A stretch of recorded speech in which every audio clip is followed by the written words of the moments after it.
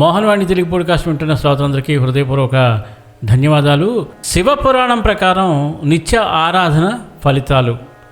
శివపురాణం భగవంతుడు శివుడిని నిత్యం ఆరాధించే వారికి కలిగే ఫలితాలు ఎంతో విశిష్టంగా వర్ణించబడ్డాయి. ఈ పూజ ఫలితాలు కేవలం భౌతికం కాదు, ఆధ్యాత్మికమైనవి కూడా.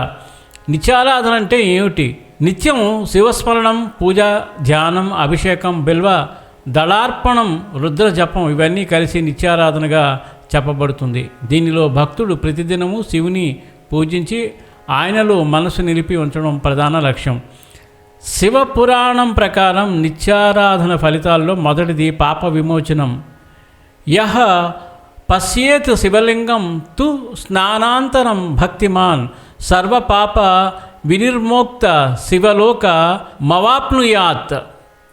అంటే ఉదయాన్నే స్నానం చేసి శివలింగాన్ని దర్శించిన వాడు పూర్వజన్మ పాపాలని తొలగించుకుని శివలోకాన్ని పొందుతాడు. 2 బిల్వ దళార్పణ ఫలం. ఏక బిల్వపత్రం యో దత్తం శివాయ భక్తియా తస్మాత్ కోటి జన్మ కృత పాపం నశ్యతి. ఒక బిల్వదళమును కూడా భక్తితో సమర్పించిన అది కోటి జన్మల్లో చేసిన పాపాలను నాశనం చేస్తుంది. ఆరోగ్య ఐశ్వర్య దీర్ఘాయుష్యు ప్రసాదం.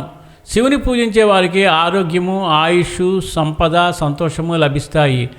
యో మాం భజతే అనన్య చిత్త తస్య దుఃఖం న జాయతే. శివుడు నిత్యం పూజించే వారికి దుఃఖం చేరదు. కర్మశుద్ధి. శివారాధనతో మన కర్మలు పవిత్రమవుతాయి. మనం చేసే ప్రతి పని ధర్మ మార్గంలోకి మారుతుంది. ఇది మనస్సును శాంతి స్థితిలో ఉంచి మోక్షపదం వైపు నడిపిస్తుంది. సకల సంపదలు శాంతి ప్రసాదము. శివపురాణం ప్రకారం శివపూజ పరహ నిత్యం శాంతిం సంపద మప్నుయాత్.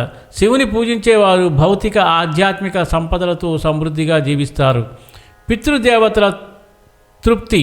శివారాధన చేసినప్పుడు పితృదేవతలు సంతోషించి ఆశీర్వదిస్తారు. పితృదోషాలు తొలగుతాయి, వంశాభివృద్ధి కలుగుతుంది.